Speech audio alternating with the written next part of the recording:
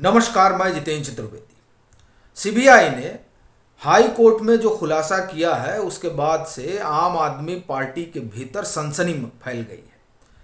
वह इसलिए चूंकि ये जो मामला है वो शराब घोटाले से जुड़ा हुआ है और आम आदमी पार्टी की सरकार उसके आरोप में घिरी हुई है। कई नेता हैं जो निशाने पर हैं और एजेंसियों का शिकंजा भी कसता जा रहा है और जांच पड़ताल बढ़ती जा रही है। इस दरमियान जब सीबीआई खुलासा करती है तो जाहिर तौर पर भूचाल आ जाता है। अब बड़ी बात यह है कि खुलासा क्या हुआ, तो उस खुलासे पर आने से पहले ये समझ लेते हैं कि दरअसल मामला क्या है। शराब घोटाले से तो जुड़ा है, लेकिन उस घोटाले से जुड़े हुए इस मामले में आखिर में किसको लेकर हाई कोर्ट में सीबीआई पक्ष रख रही थी। आपको ध्यान होगा कि मनीष सिसोदिया की जो जमानत है वो राउज एवेन्यू कोर्ट से खारिज कर दी गई थी और ये सीबीआई वाले मामले में भी हुआ था और ईडी वाले मामले में भी हुआ था। सीबीआई वाले मामले में ये पहुंचते हैं दिल्ली हाई कोर्ट कि साहब हमको जमानत मिल जाए और फिर उसे लेकर बहस शुरू होती है। उस बहस में पहले तो मनीष सिसोदिया के वकील अपना पक्ष रखते हैं, फिर बारी आती है सीबीआई की कि सीबीआई जो है ये बताए कि वो क्यों इनकी जमानत का विरोध कर रही है। और फिर वहाँ सीबीआई बताना शुरू करती है कि ये जो पूरा मामला है उस मामले के जो शिल्पकार हैं, मास्टरमाइंड हैं, वो जो है मनीष सिसोदिया हैं। ये बड़े इन्फ्लुएंशियल हैं और एविडेंस वगैरह डिस्ट्रॉय करने का इनका अपना पुराना इतिहास है। कम से कम इस मामले में यही दिखाई दे रहा है। सो इसलिए ये अगर बाहर जाएंगे तो एविडेंस भी प्रभावित करेंगे और विटनेस को भी ये प्रभावित करेंगे, तो इसलिए इनकी जमानत का विरोध हो रहा है। तो कोर्ट कहता है कि आप जो ये तमाम बातें बता रहे हैं सो अब उसके वो हमारे सामने ऐसे कागज रखिए जिससे हमको लगे कि नहीं आप जो कह रहे हैं वो ठीक है। तब सीबीआई कागज रखना शुरू करती है और दरअसल वो जो कागज हैं वो अपने आप में बहुत कुछ बयान कर रहे हैं। अब उसमें पहली चीज आप देखें कि जो तमाम बातें सीबीआई ने कोर्ट को बताई उसमें एक बात तो उन्होंने यही कही कि साहब देखिए इन्होंने एलजी से कोई अप्रूवल नहीं लिया था। एक चीज उन्होंने और भी बताई कि जब एलजी ने ये सीबीआई को मामला सौंपा तो फोन जो है वो डिस्ट्रॉय हो जाता है।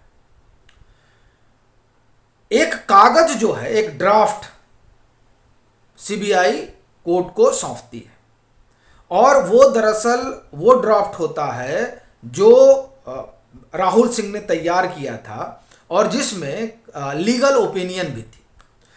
उसकी ओरिजिनल कॉपी गायब है, मिसिंग है और वो जो ड्राफ्ट वहां रखा गया वो ड्राफ्ट दरअसल चैट जो फोन वगैरह सीज किया था एजेंसियों ने, उसमें तो तमाम सारे एविडेंस तो डिलीट कर दिए गए थे, लेकिन उसके बाद में भी उस फोन से, उस चैट से वो ड्राफ्ट निकलता है, वो कोर्ट के सामने रखा जाता है। बात यही नहीं खत्म हो जाती है। फिर अब वो मिस क्यों हुआ, वो फाइल गायब कैसे हुई, और दरअसल वहां पर कोर्ट में सीबीआई कहती है कि आखिरी पर्सन है जिनके पास ये फाइल पहुंचती है और उसके बाद में लापता हो जाती है। चूंकि जब ये पूरी पॉलिसी ड्राफ्ट हुई तो इसमें 3 तरह की ओपिनियन ली गई। एक्सपर्ट कमेटी की रिपोर्ट इनको पसंद नहीं आई, चूंकि एक्सपर्ट कमेटी लॉटरी की बात कर रही थी। अब अगर लॉटरी ले आते तो बड़ी चीज ये है कि जो प्राइवेट प्लेयर थे उसका कैसे फेवर करते। ये बड़ी बात वहां कोर्ट में सीबीआई ने कही कि चूंकि जो एक्सपर्ट कमेटी की रिपोर्ट है उसमें तो फिर लॉटरी सिस्टम है और लॉटरी सिस्टम अगर ये कर देते तो जिनको फायदा पहुंचाना था उनको तो नहीं पहुंचाया जा सकता था, तो इसलिए एक्सपर्ट कमेटी की रिपोर्ट को क्या ही माना जाए।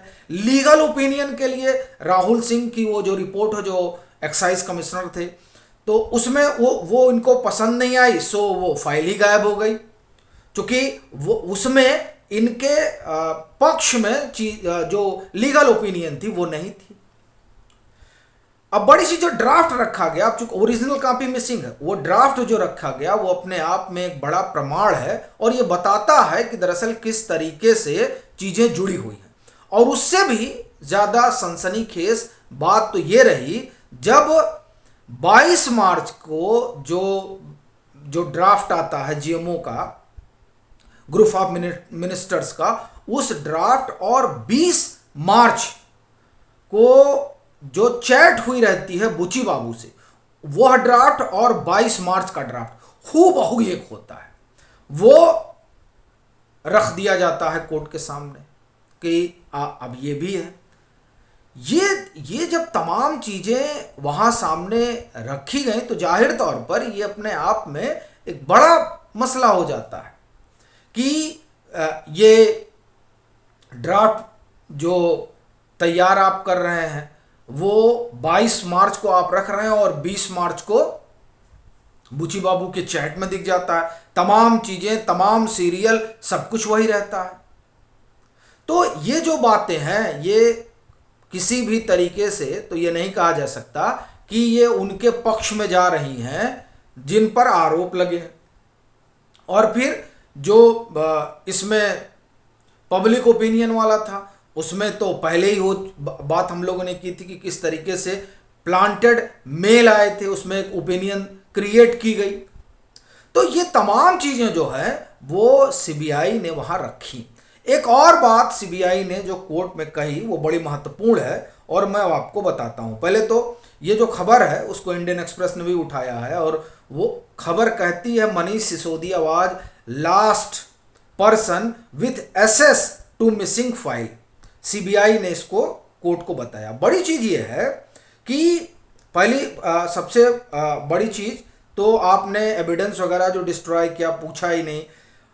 इसमें ये लिखते हैं कि regarding conspiracy in the scrapped excise policy, Raju said, ये सीबीआई का पक्ष रख रहे हैं, that the main player were Vijay Nair, Manish Sisodia and other unknown of person.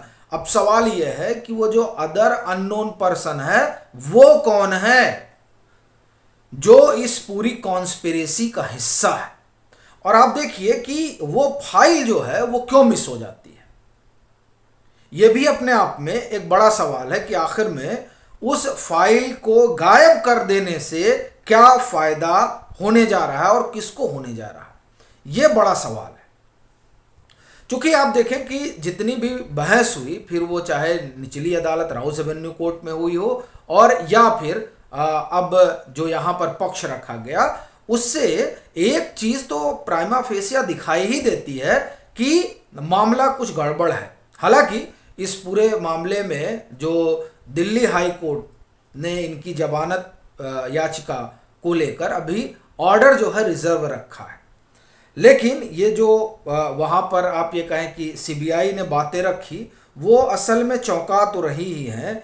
और अब जब कोर्ट ने मांगा कि हमें हमारे सामने सबूत रखिए, तो अब सीबीआई जब रख रही है तो यह भी अपने आप में एक बड़ी चीज़ निकल कर आती है कि ये तो कहा जा रहा था कोई साक्षी ही नहीं है और अब सीबीआई जो है वो कोर्ट में तमाम चीज़ें रख के दिखा रही कि साहब देखिए।